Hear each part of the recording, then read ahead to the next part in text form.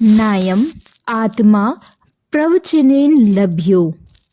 यह आत्मा शब्दों से उपलब्ध नहीं। वे शब्द फिर वेद के हों कि कुरान के हों कि बाइबल के, इससे कुछ भेद नहीं पड़ता। यह आत्मा सुनकर उपलब्ध नहीं, फिर चाहे वे वचन बुद्ध के हों, महावीर के, लाओ त्सो के, इससे कुछ भेद नहीं पड़ता। क्यों क्यों आत्मा प्रवचन सुनकर उपलब्ध नहीं हो सकता? क्योंकि आत्मा बाहर की कोई वस्तु नहीं, अंतर्मन का अनुभव है। आत्मा अमृत का स्वाद है।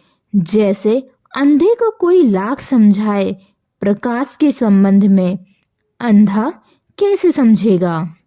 उसने प्रकाश देखा नहीं, उसकी कोई प्रतीति नहीं, कोई साक्षात्कार नहीं, कुछ का कुछ समझ लेगा।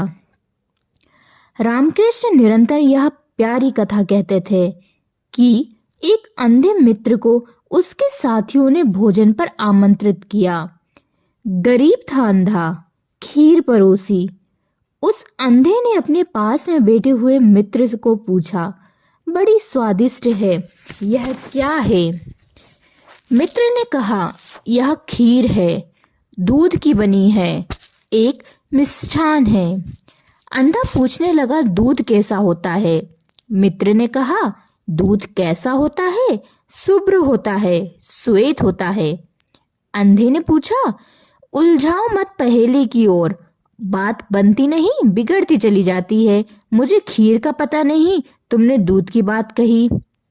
मुझे दूध का पता नहीं, तुमने श्वेत की बात कही। मुझे श्वेत का भी कुछ पता नहीं, यह श्वेत क्या है?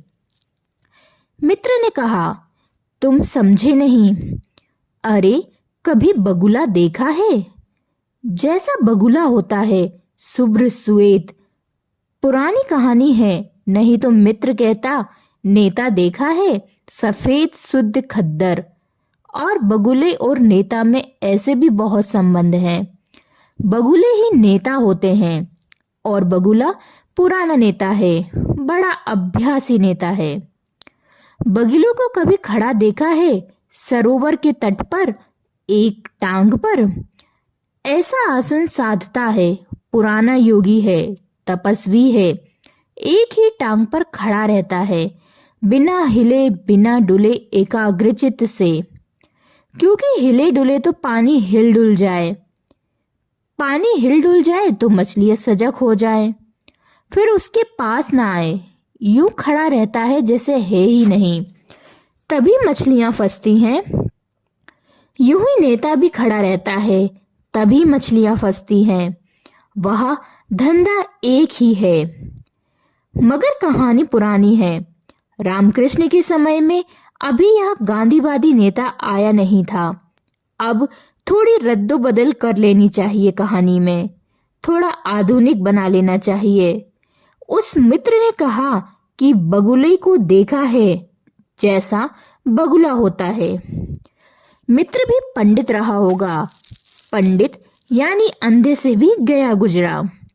नहीं तो अंधे को समझाने बैठे रंग की बात, अंधे को जो रंग की बात समझाने बैठे वह महाअंधा होना ही चाहिए। अंधे ने कहा, अब मैं कुछ और पूछूं? ठीक नहीं, क्योंकि बात दूर से दूर हुई चली जाती है। मैंने बगुला कभी देखा नहीं, कुछ इस ढंग से कहो कि मेरी भी समझ आ सके। मैं अंधा हूं, यह देखकर कहो। तब उसे होश आया। उसने कहा, तो फिर ऐसा करो, यह मेरा हाथ है, मेरे हाथ पर हाथ फेरो। उसने अपने हाथ को इस ढंग से मोड़ा जैसे बगुले की गर्दन हो। अंधे ने हाथ पर हाथ फेरा और मित्र ने कहा, देखते हो, इस तरह बगुले की गर्दन होती है। वह अंधा प्रसन्न हो गया, आनंदित हो गया। उसने कहा, धन्यवाद, तुम्हारे कष्ट के लिए बहुत अनुग्रहित हूँ। अब समझा कि खीर कैसी होती है, मुड़े हुए हाथ जैसी। स्वाभाविक अंधे पर हंसना उचित नहीं। अंधे की मजबूरी समझो। उसे जहां तक आत्मा का संबंध है, करीब करीब सभी अंधे हैं, क्योंकि भीतर की आंख तो खुली नहीं है।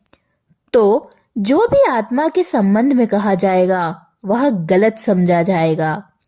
तुम तक पहुंचते पहुंचते बुद्धों के वचन कुछ के कुछ हो जाते हैं।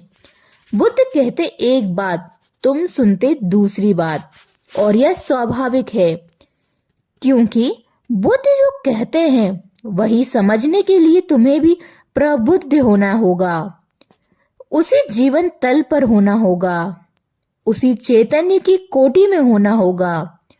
वही बोध, वही समाधि, वही ध्यान, वही अंतरकाश ज्योतिर्मय, वही आनंद, वही शून्यता, वही मौन। तभी तो बुद्ध अपने स्वाद को तुम तक पहुंचा सकेंगे। मगर जिसको ऐसी अवस्था हो गई हो उसे समझने को ही कुछ नहीं बचा। एक बुद्ध को तो दूसरे बुद्ध से बोलने की जरूरत नहीं होती, बिन बोले बात समझ आ जाती है, क्योंकि दोनों एक ही जगह खड़े होते हैं, एक ही चैतन्य की अवस्था में। दो होते ही नहीं। जहां दो बुद्ध मिलते हैं वहां एक ही रह जाता है। 1000 बुद्ध भी मिले तो वहां बुद्धत्व तो एक ही होता है।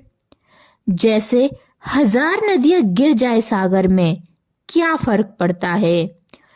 सब जाकर सागर के साथ एक हो जाती हैं, सब खारी हो जाती हैं, सबका स्वाद सागर का स्वाद हो जाता है। 1000 बुद्ध इकट्ठे हो तो वहां 1000 बुद्ध नहीं होते। जैसे 1000 दिए तुम जला दो तो रोशनी एक होती है, दिए 1000 होंगे, 1000 देहों में बुद्धत्व का दिया जलेगा, मगर रोशनी एक होगी और सबकी रोशनी एक है। किससे कहना, क्या कहना? दो बुद्धों के पास एक दूसरे से कहने को कुछ भी नहीं होता। जो बोल सकते, जो एक दूसरे को समझ सकते, वे बोलते नहीं, बोलने को कुछ नहीं बचता। और तो बुद्धों के पास बहुत कुछ बोलने को होता है, मगर समझने को कोई भी नहीं होता वहां। दोनों बुद्धू हैं, समझने वाला कौन है? इस दुनिया में कितनी बकवास चलती हैं, जाने चली जाती हैं, तलवारें खिंच जाती हैं। दो बुद्धू बहुत बोलते हैं, समझ में किसी को कुछ नहीं आता। दो बुद्ध बोलते नहीं, समझ में सब आ जाता। तो ना बुद्धों के बीच संवाद होता है और ना बुद्धुओं के बीच संवाद होता है। बुद्धुओं के बीच विवाद होता है, बुद्धों के बीच मौन होता है। फिर बोलना कहाँ सार्थक है? जब कोई बुद्ध पुरुष अबुद्धों से बोलता है, बस वही केवल बोलने की कोई सार्थकता है, थोड़ी बहुत, वह भी बहुत ज्यादा नहीं, क्योंकि यह सूत्र बहुत स्पष्ट है।